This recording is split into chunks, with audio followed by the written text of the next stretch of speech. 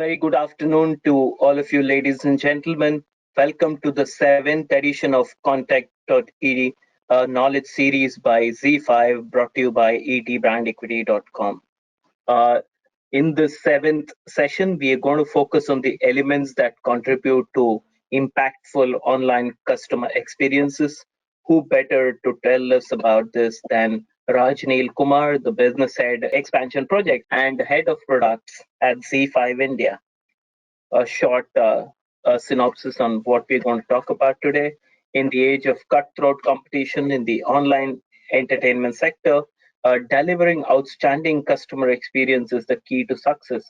But a great customer experience, as all of you will acknowledge, comes from providing excellence and convenience throughout the online journey at every stage. In this webinar, Z5 will delve into the key elements that companies need to focus on to drive meaningful long-term engagement with customers. Some of the key discussion points are what goes on behind the scenes in terms of technology, how are new products and IPs created. Wow, that's going to be very interesting. And delivering a Uber consumer experience. Rajneel Kumar, who's the business head, expansion projects, and head of products at Z5 India, comes with a robust body of experience spanning almost 2 decades across digital, telecom, and the media and entertainment sectors. He holds a management degree from the Symbiosis Institute of Foreign Trade. Prior to joining Z5 India, he has worked with industry leaders including Viacom 18 Media, Balaji Telefilms, Mobile to Win, among others, while he's also tested entrepreneurial waters for a bit. He's also been championing the cause of digital innovation and growth through his participation in industry forums such as the IAMAI, DMAI, and he's also spoken at major Indian and international forums such as the IBC, MWC, NAB, etc. At Z5, Rajneel is heading the charge of the product management function as also building on the expansion projects on the platform. As product head, Rajneel is responsible to make sure that the product is leading in terms of feature, functionality, and of course form. A customer experience and a customer's journey is something which is of utmost importance to him personally as well, along with making sure that the business KPIs are met. Along with working on product development, Rajneel is focused on working on innovations to make sure Z5 is the preferred partner to roll out various new initiatives with companies like Google, Apple, etc. Wow, that's quite an achievement. Rajneel, over to you to take our audience through what I'm sure is going to be a very interesting presentation. Just to update the audience, because of some technical difficulties, Rajneel will also be speaking as a voiceover, so stay tuned. Thank you very much, Prashant, and I must apologize to everybody for having this technical difficulty with the video. It is not intentional that I don't want to show my face. Unfortunately, in these times, once we realized that we had an issue with the machine that I had, we could not get in a substitute machine. So I really apologize to all of you.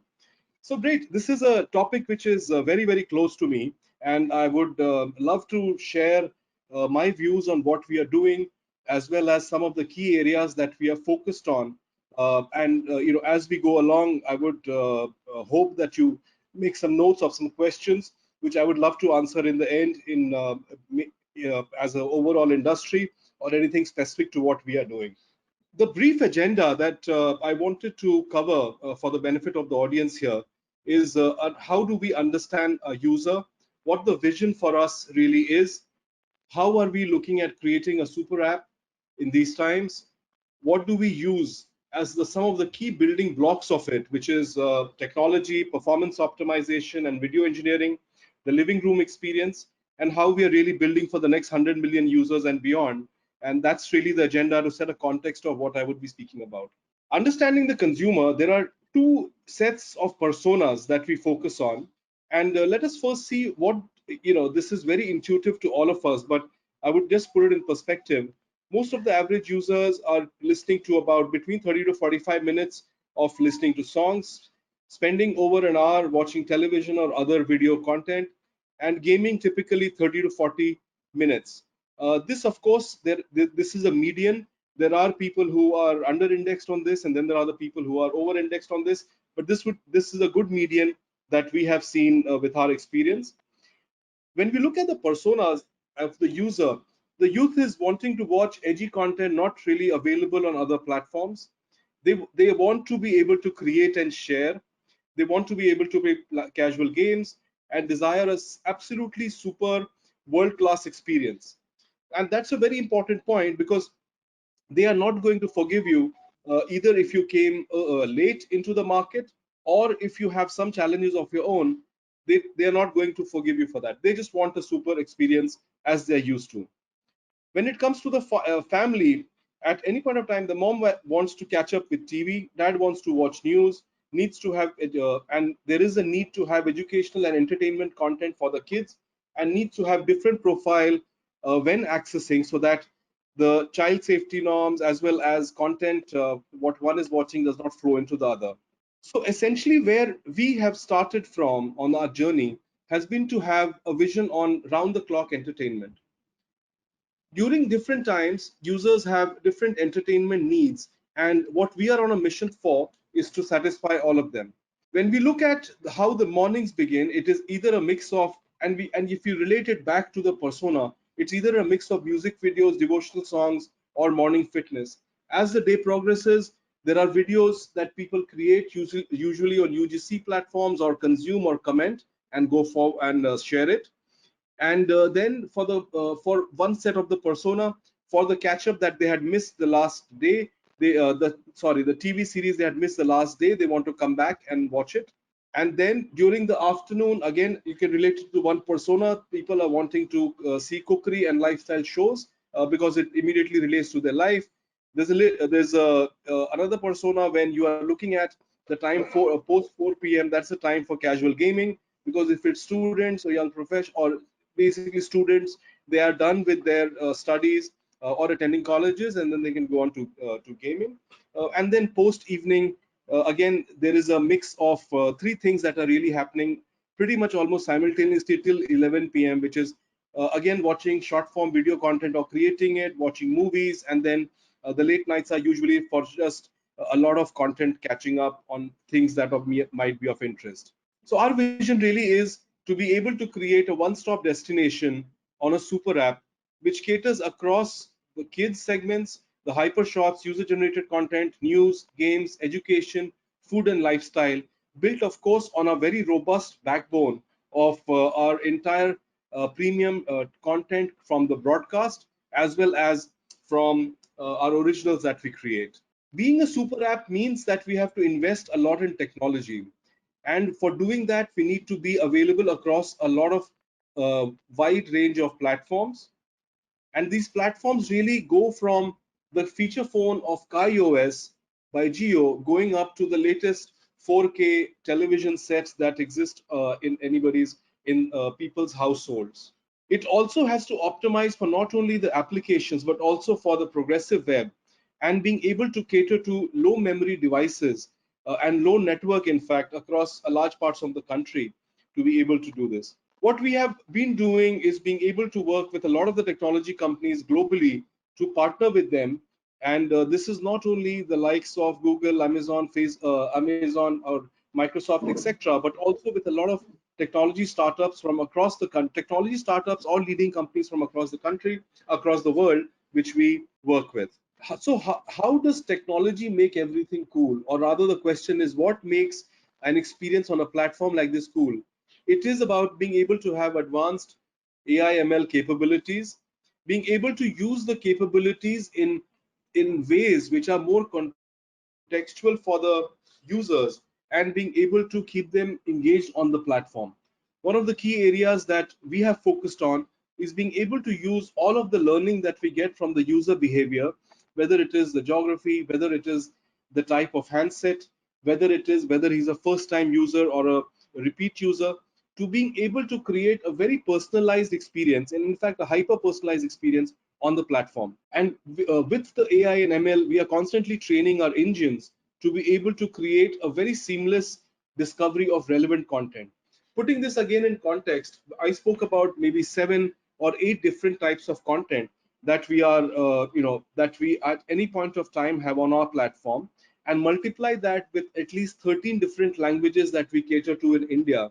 What we have is a huge ocean of content and engagement that we need to cater to with the users. If we keep our approach always as that this is what we know best and this is what we will do, we would not really succeed the kind of success that we see now.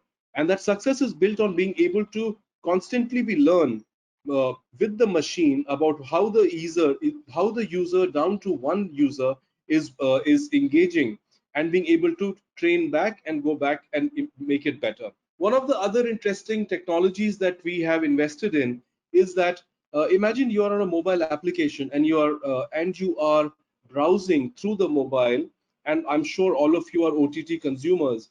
What you will see that there are thumbnails. For us, what we have done is that again we have used the AI and being able to learn to understand which is the most contextual thumbnail for the user, and being able to animate by creating an APV for the user on that platform. So this has created a significant upside for us in terms of engagement. At the back of all the data that we have, what we do is create a very, very strong customer data practice, where we are able to and a platform where we are able to take all the details of a user and look at it very, very holistically, whether it is the ads, the behavior on the web, the behavior of all the analytics which come in, the campaigns that a user might have reacted to, CRM tools where if the user has ever come in contact with our customer help desk to be able to solve problem, all the transactions, and on the other segment we have all the audiences, visitors, events, and transactions, which we are able to create a one profile of the user. This profile of the user we store with us to be able to then create a very strong segment of how do we personalize, even at not only what we spoke about his consumption level, but also at the ad tech and the martech level. Ad tech really is part of our AWOD business, where essentially we have two different businesses that we run, which when I say businesses, those are the revenue sources for us. One, of course, is the advertising side driven, and the other one is the premium. What we do is with this data, we are able to personalize, orchestrate, and build contextual segments where we are able to serve more relevant advertising on the ad tech side, and of course create a very strong engagement for the user on the martech side. For those of you who might not be familiar with martech, but I'm sure most of you are, it is the entire marketing technology automation, which is about being able to take the segments of data and be able to send out not only the most contextual notification, but emails, SMSs, so on and so forth, and being able to again constantly learn on that. What this does as a result of being able to maintain a very strong CDP is to create data integration efficiencies, ad optimization efficiency, and minimize the overall cost for us in running these operations. Dwelling deeper into our ad tech side of business, where it's great to have good users on the advertising side, but eventually it comes down to how do we create a relevant business model out of it, which is where what we are in the process of building out is our own self-serve platform.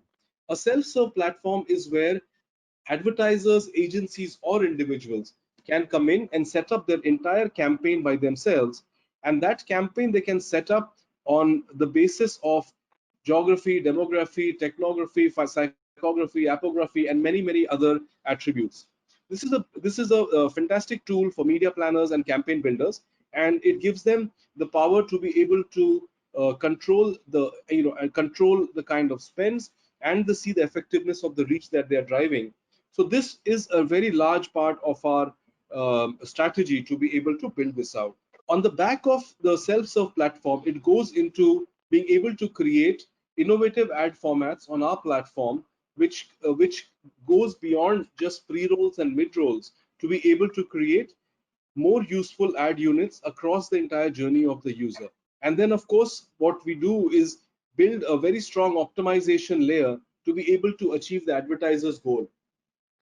When the advertising is served, we are able to do a large amount of ad tracking and viewability measurement, so that that entire quotient of being able to deliver the effective ads for our partners on the advertising side becomes very important. And then there are other areas that we are also exploring and would be rolling out in this coming year itself, which is on the creative side of being able to design and customize your own ads.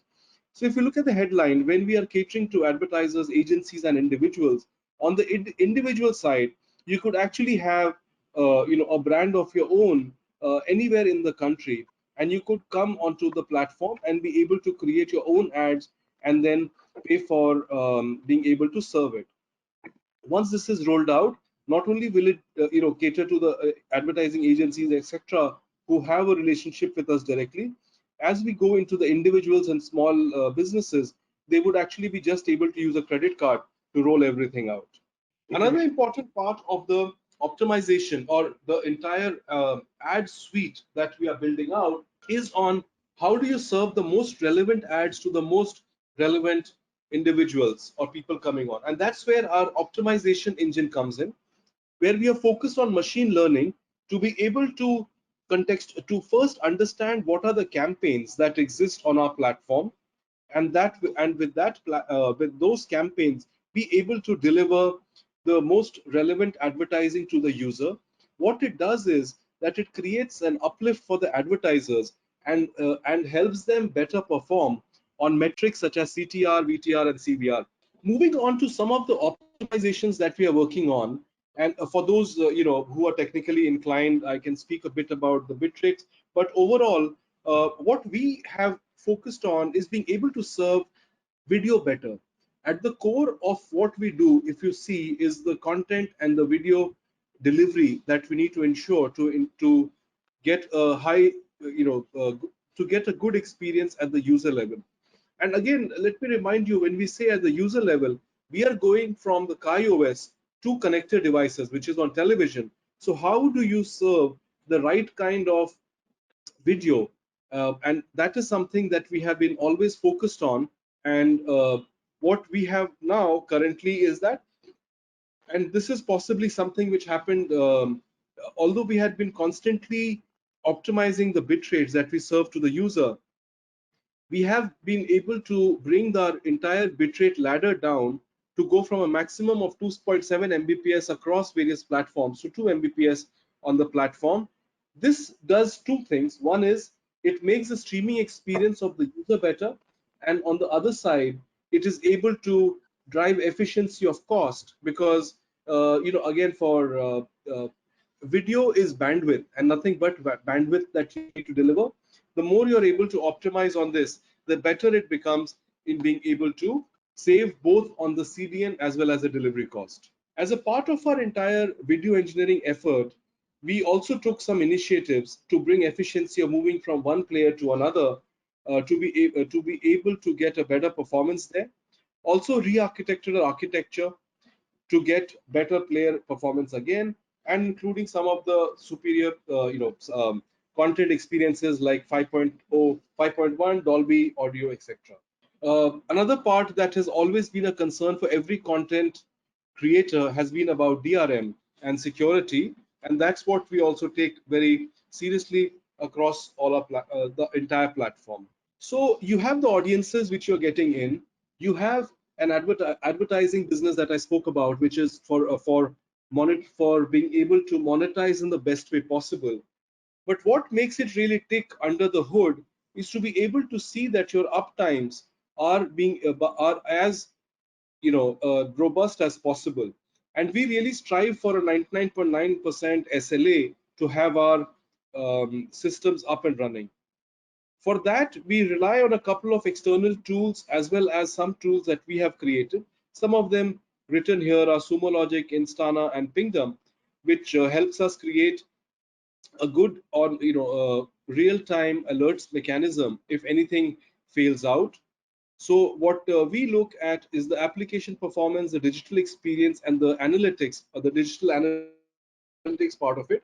And then we support it through, I'll use my marker, pointer, and support it through infrastructure and monitoring and the AI ops which is there. So it is not all human intervention that we look at keeping our system up and running.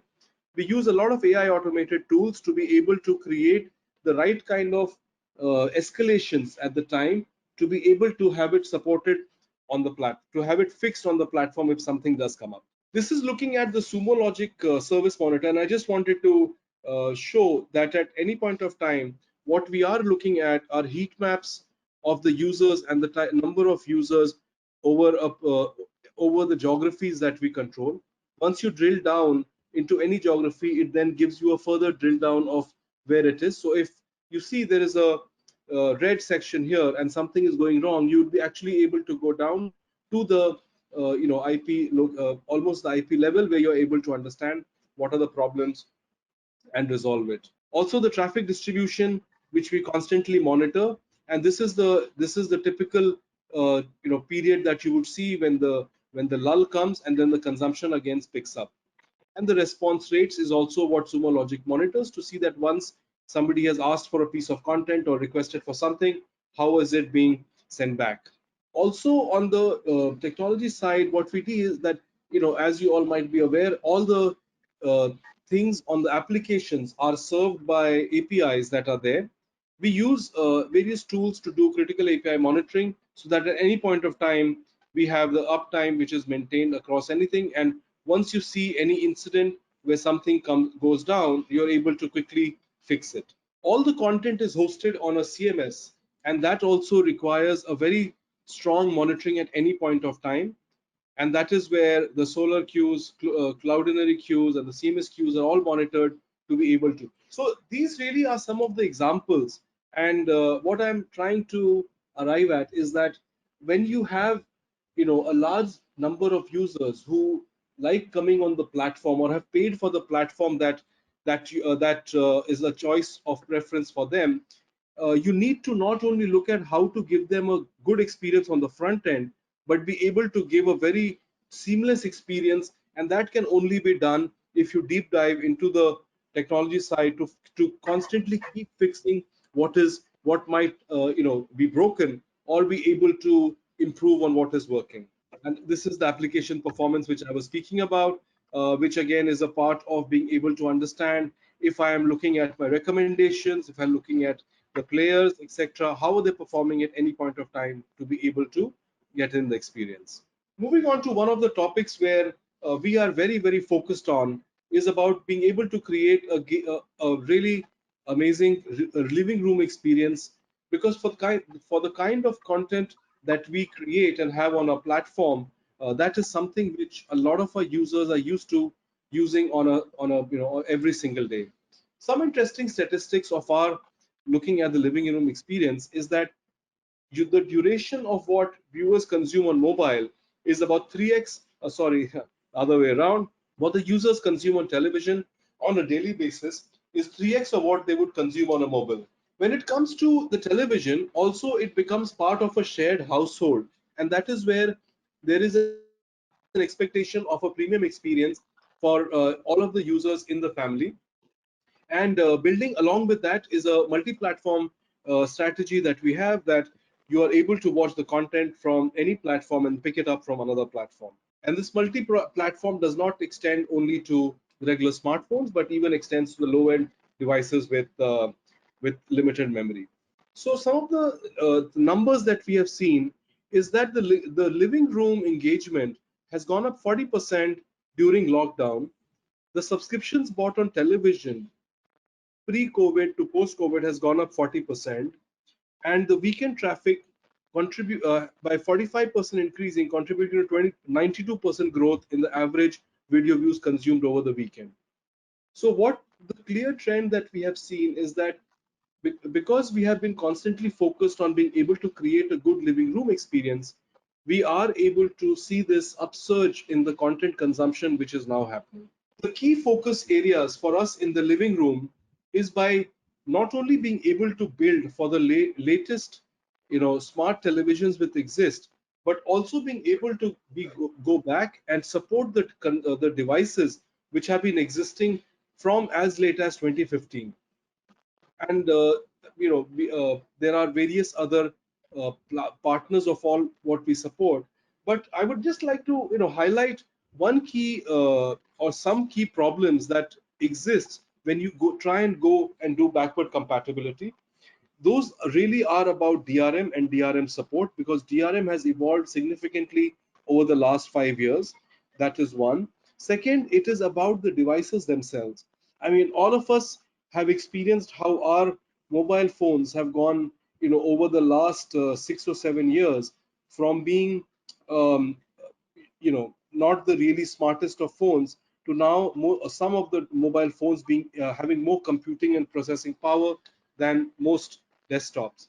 So that's really the change which has happened. When we look at backward compatibility, that those are the key things that we need to address. On the DRM, there are various other alternate DRMs that we needed to get in to be able to support those platforms. And on the memory power or computing power on those platforms as they exist in the 2015 and 2016, what we have needed to go and do is to look at all the changes in our UI that we need to make happen to support those devices, and also not only on the browse UI but also on the player UI. As we build our journey forward on how we are looking at improving the living room, we are looking at things. Some of the things that I would like to highlight is the single screen focus, don't look away, easily scan to pay on TV itself. So when a user has decided to pay for a subscription, how are we able to get him to do that? All of us know that the remotes of the television are not the most intuitive, and they have limitations as compared to smartphones. So then that is one key area that we focused on and were able to solve using QR code, etc. The other areas that we have focused on is being able to integrate onto the patch walls or the TV launchers of most of the brands like Samsung, Xiaomi, etc., and be able to not only integrate but also be able to create recommendation on those platforms and bring that back. The other areas not listed here, but what I could speak about is the entire universal search as well as voice commands that people have grown used to being doing on television, and that really eases the complexity of handling the remotes even for the first time users. These are just visual, for people who have not seen what our living room experience looks like. Some of the immersive content browsing experiences that we create.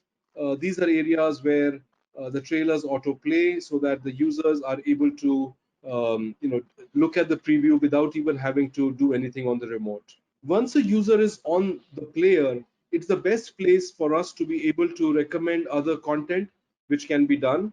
And as you see, these are all again recommendation power rails which a user can browse through without having to go back and search for any more content. And this also becomes contextual for the user. When we look at building for the next 100 million, we really have to go to n-1 level. Normal segmentation of clusters does not really cut it. You need to be able to have to know users at the at the almost an n-1 level, and then be able to create micro segments and not mega segments out of them.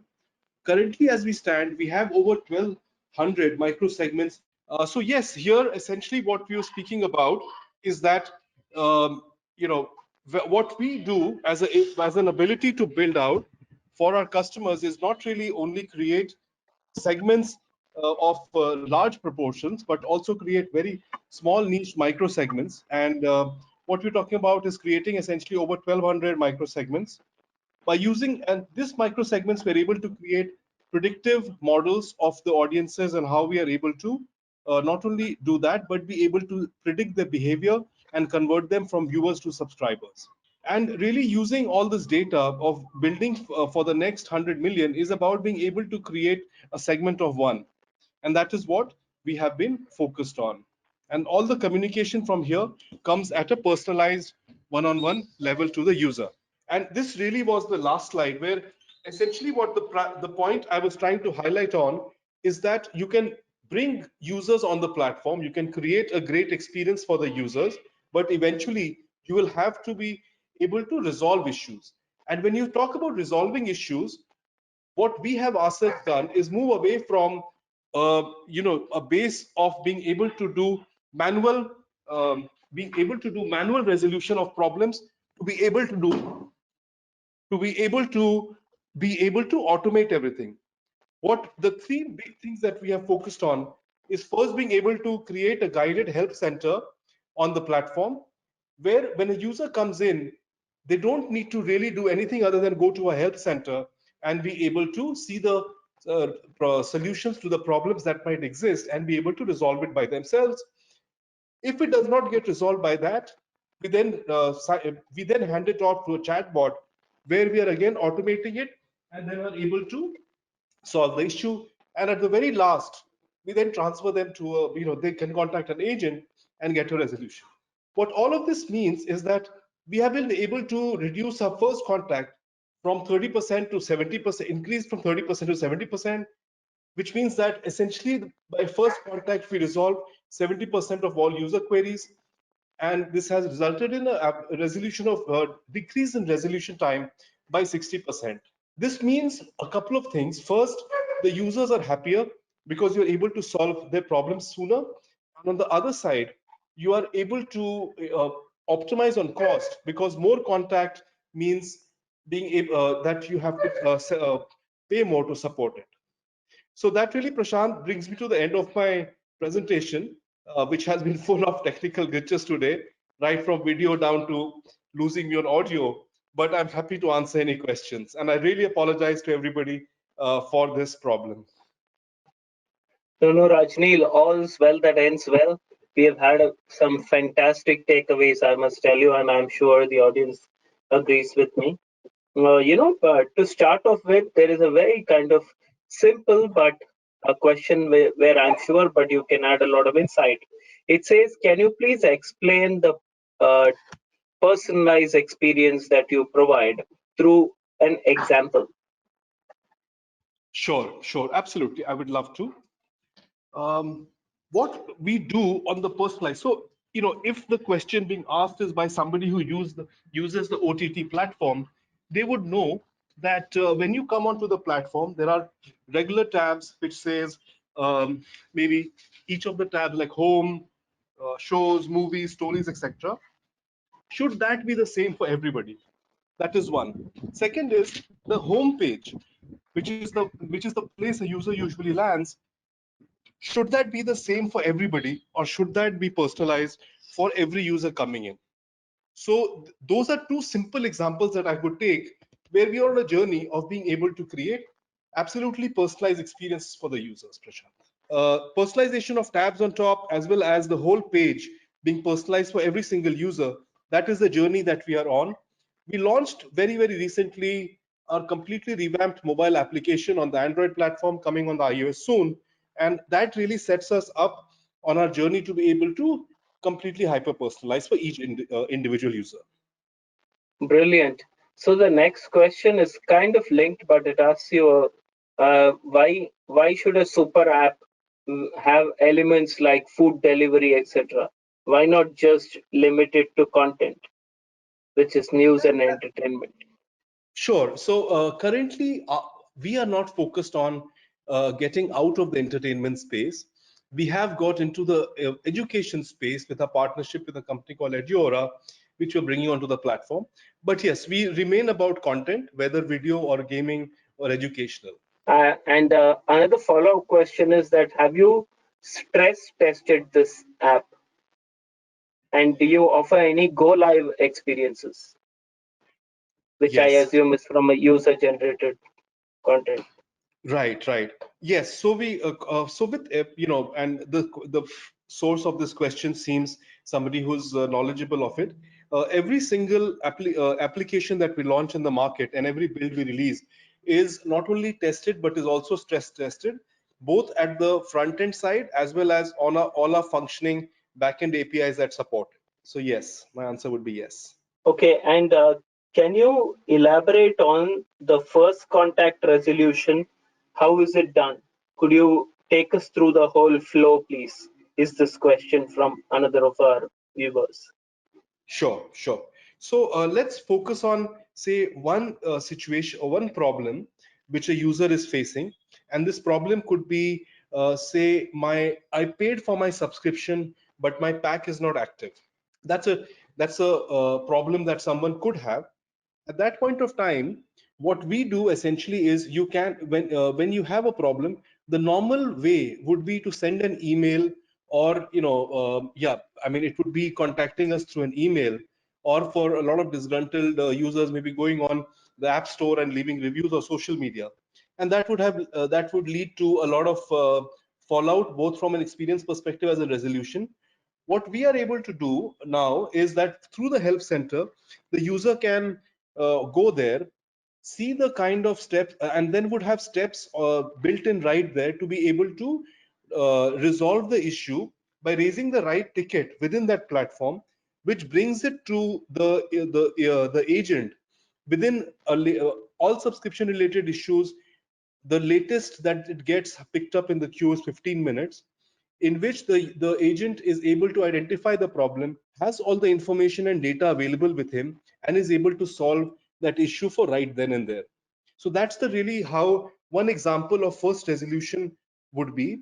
So for example, and building on this, if there was a problem that could not be solved by the agent at that very time, he would have the freedom to be able to put him on his subscription for a limited period of time while the solution is sought from the end, and then without any intervention, the user continues seamlessly on his subscription journey. The next question is that how do you identify potential users who could kind of be upgraded to as premium subscribers?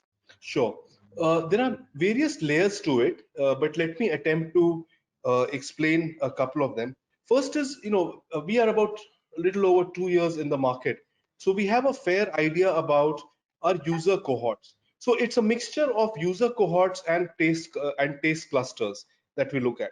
User cohorts are essentially the propensity of users who we have built up an understanding of, who would want to buy a premium service. So that's on one side. On the other side, what we do is analyze a lot of the advertising driven business to see the users of particular types of content and layer it up with typical behavior. For example, how long have they been on the platform? How, if they have been on the platform for X number of days or months, what has been the consumption that they have exhibited during that period of time? And with these, we are able to predict with efficiency on the users who we can target to be able to sell them services to upgrade. Okay, so using the content taste clusters, uh, as well as the entire data about users and how long they have been on the platform and what is the frequency of the visit as just some attributes, we are able to create understanding of the users that we should be targeting to create upgraded purchases. Perfect.